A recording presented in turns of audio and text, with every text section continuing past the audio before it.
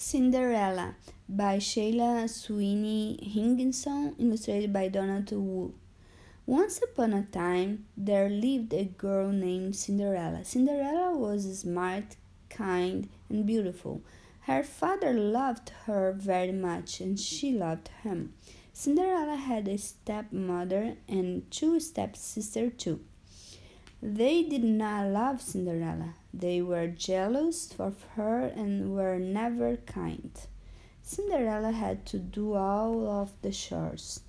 She mopped the floors and washed all the dirty dishes. She dusted, scrubbed, and polished every single thing in the house.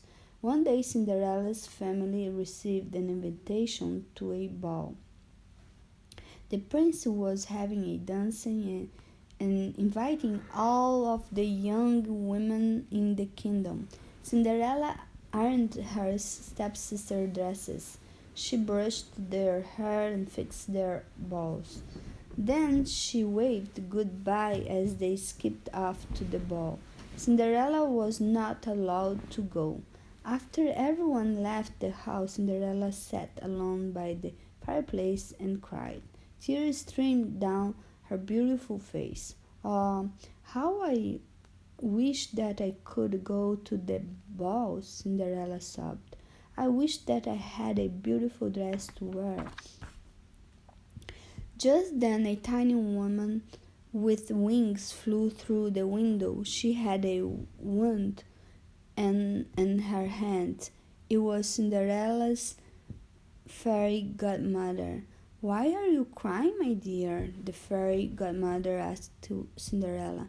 I want to go to the ball too, cried Cinderella. Then you shall go, said the fairy godmother. Cinderella's fairy godmother waved her wand quickly in the air. Poof! A pumpkin transformed into a golden coach.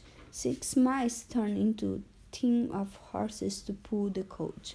Whoosh! Cinderella's old, worn-out clothes were changed into a beautiful pink and silver gown and 2 glass slippers.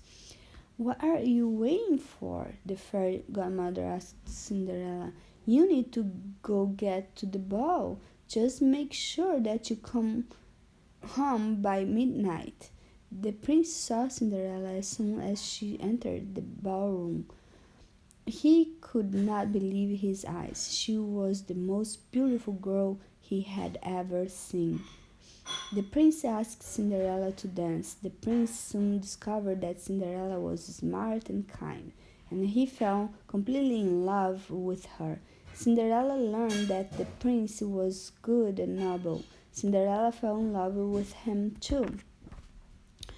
Soon enough, the clock began to strike midnight in the ballroom. Cinderella gasped and turned to race out of the castle. As she ran out, one of her glass slippers fell off her foot. Cinderella did not stop to get it. The prince rushed after Cinderella, but he couldn't catch her. He picked up the glass slipper and sighed. It belonged on the foot of the girl he loved.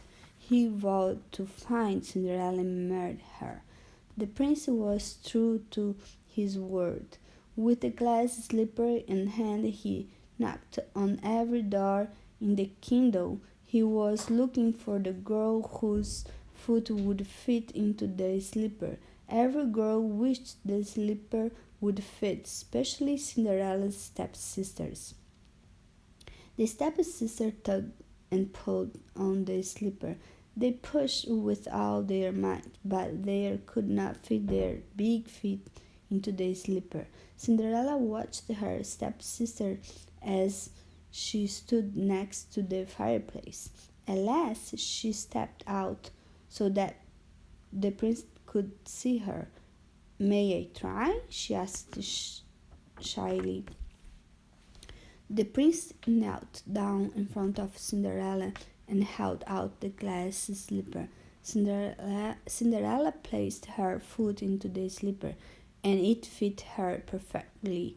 However, the prince did not need to see that. he looked into Cinderella's eyes. He knew that she was his true love.